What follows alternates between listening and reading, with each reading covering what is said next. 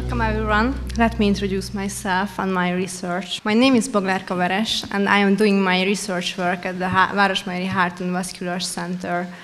My research topic is based on heart failure. We would like to investigate the pathomechanism of heart failure and to evaluate the new methods of drug and pharmaceutical therapies. My vision is that heart failure patients receive the most effective evidence-based therapy, and my mission is to conclude from observation, which we can include in the everyday clinical practice. We plan to do two studies investigating devices used in cardiological treatment and investigating both questions through meta-analysis. First of all, I would like to present my first meta-analysis, which we started in September. It is about the benefits of adding a defibrillator to cardiac resynchronization therapy. As we know, cardiac resynchronization therapy with or without a defibrillator is an effective therapy in selected patients with heart failure and severely reduced left ventricular function. CRT has two types. One is with a defibrillator function, especially for patients with high risk for malignant arrhythmias, and the other type is without a defibrillator function. It can only pace and resynchronize the chambers. However, the benefit of CRT-D over CRT-P is still unclear, mostly because no head-to-head randomized controlled trials have been designed to compare those two treatments.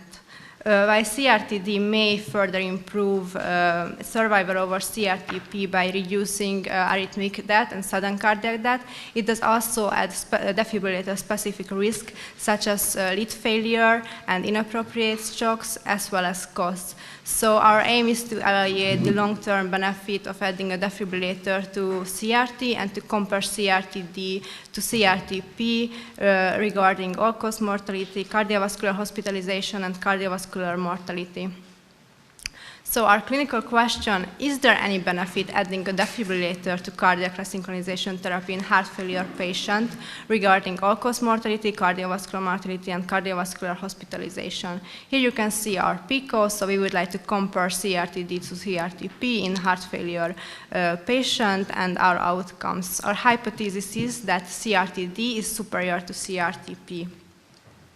And our clinical implication to make adequate choice of therapy in the examined population.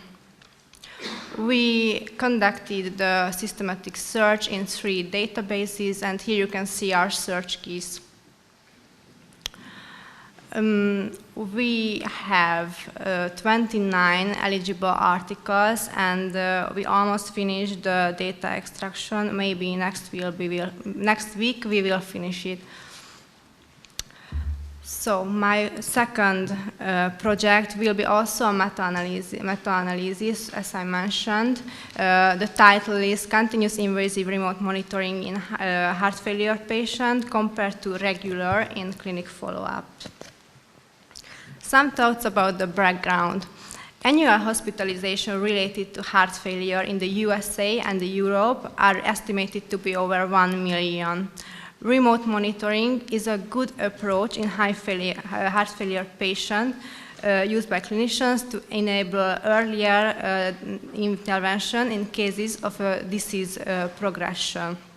Remote monitoring can be invasive or non-invasive. If we say about invasive remote monitoring, it uses implantable devices inserted in the patient's body, and it can communicate with the healthcare provider. So it can collect data from the patient and transform data to the healthcare providers. However, the guideline is recommending remote monitoring at a high level, but there is no exact evidence for using it. So in Hungary, 40,000 patients live with cardiac implanted devices, but only 1,500 patients are monitored currently with a home monitoring system according to biotronic data. So remote monitoring now underused in Hungary, but in this pandemic period, it would significantly reduce the burden on hospitals. So our aim is to assess whether the use of continuous remote monitoring in heart failure patients leads to a reduction in all-cause mortality, heart failure hospitalization rates, and cardiovascular-related hospitalization compared to standard care alone. Our clinical question: is continuous remote monitoring of heart failure patients with cardiac implantable devices an acceptable alternative to regular in-clinic follow-up? Here you can see our PICO. So we would like to compare continuous invasive remote monitoring home monitoring system to regular in-clinic follow-up. And here you can see our outcomes. And our hypothesis is that invasive remote monitoring is non-inferior to standard care. Our clinical implication is to increase available alternatives for follow-up and to reduce the healthcare workers' burden. We did the preliminary search. We have almost 4,500 articles, and here you can see our search key. And we wrote the protocol, but we didn't submit yet. Thank you for your attention. And here's my favorite quote: "The future belongs to those who believe in the beauty of their dreams." Thank you.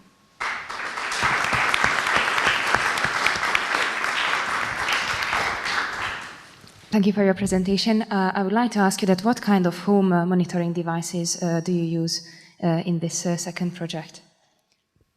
In the articles which we... Yes, I mean, that's what kind of devices you would like to examine? The brand name or which, or what kind of what kind of function you are monitoring? They can measure the thoracic impedance and the atrial pressures, heart rate, arrhythmias. So every device can measure something through the implantable device, which is inserted in the patient body. Okay, thank you. Congratulations for the nice presentation. I'd like to ask if is this actually a specific device implanted only for monitoring, or is this the same device which is already there in the patients for the treatment of their arrhythmias or their heart failure?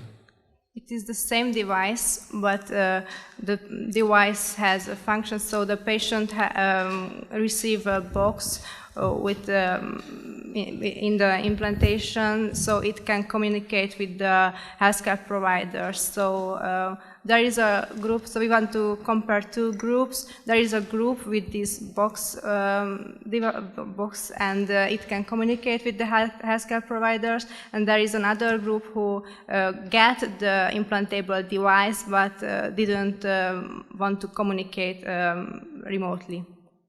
I have a question regarding this home monitoring device. Actually, is this? So I probably did not catch it at the beginning. Is this covered, for example, here in Hungary? That if somebody needs something like that, then you can apply for it, and it will be financed by or covered by a health insurance company. There are some financial problems here, so it's very expensive things, and we can't get for every patient now. So because of insurance problems. Can't get it for everyone, but you can get for some. So there are certain eligibility criteria who can apply for. Yeah.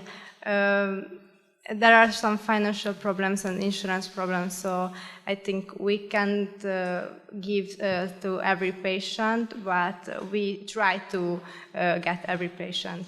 So we want to. Andre, a comment on it? We have a little bit, because this will go further than we would like to have it in this scientific session, but we do not have the reimbursement from the healthcare fund yet.